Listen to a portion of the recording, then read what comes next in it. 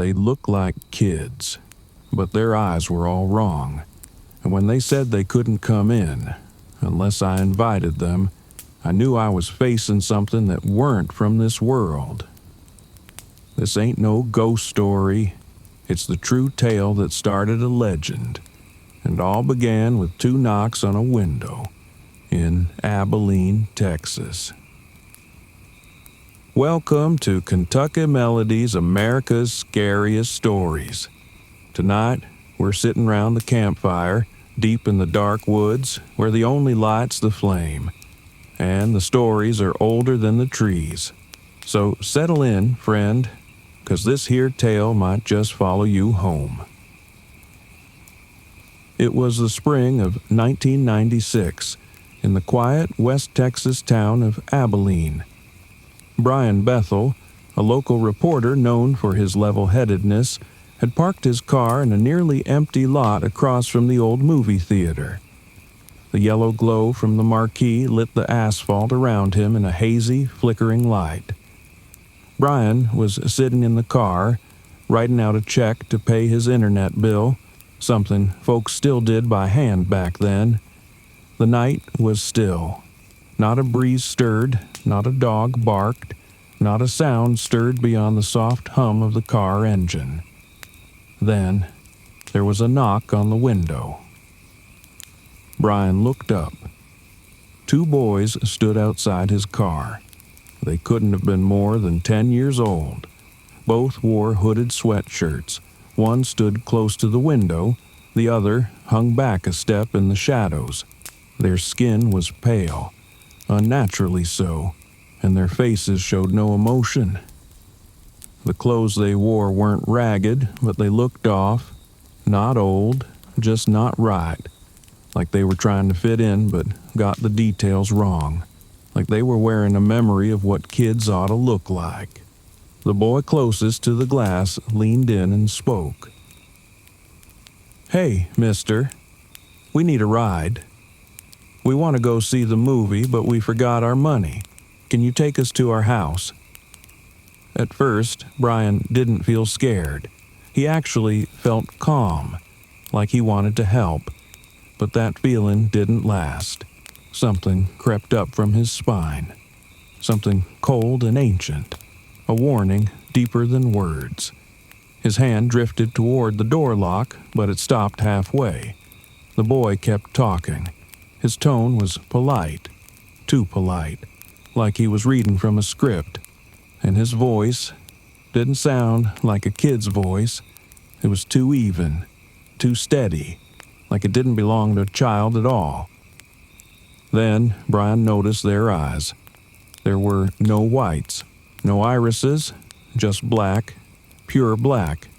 Not like dark eyes, like holes, like twin pits swallowing the light. The boy smiled then. It wasn't friendly. "We can't come in unless you say it's okay." Brian didn't answer. Couldn't. He just felt wrong. Every part of him said that if he let those kids into his car, he wouldn't leave that lot the same. If he left at all. He threw the car in reverse and pulled away fast. As he backed up, he looked at them one last time. Their faces had changed. Mouths curled into tight, knowing grins. Their expressions twisted, mocking. Their black eyes stared after him, unblinking. Then they were gone. Not walking away, not running, just gone. Brian drove home in a daze. He didn't sleep that night. Instead, he posted his story online, on a small internet forum. And just like that, his story spread like wildfire. Since then, tales of the black-eyed children have surfaced all across the country. The details are almost always the same. Children with pale skin and strange voices, asking to be let in. Sometimes to your home, sometimes to your car, and always with eyes black as night. Some folks think they're demons who need permission to enter. Others say they're aliens or something even older. But the people who've seen them, they never forget. And those who let them in, well, nobody knows for sure what happens to them. So if you ever hear a knock at your window late at night and there's a pale face staring back, don't open the door. And for the love of all that's holy, don't say yes. Now, what do you reckon they were? Demons, aliens, or something older than we got a name for? Have you ever seen eyes like that? Black as coal, staring at you from the dark? Maybe you've had a strange knock on your door late at night, one you didn't answer. Go on. Tell us in the comments. We read everyone. And who knows? Your story might end up in a future episode of America's Scariest Stories. And if this story chilled your bones, there's plenty more where it came from. Here at Kentucky Melody, we dig up the stories most folks try to bury, the hauntings, the unsolved, and the things that ain't quite right.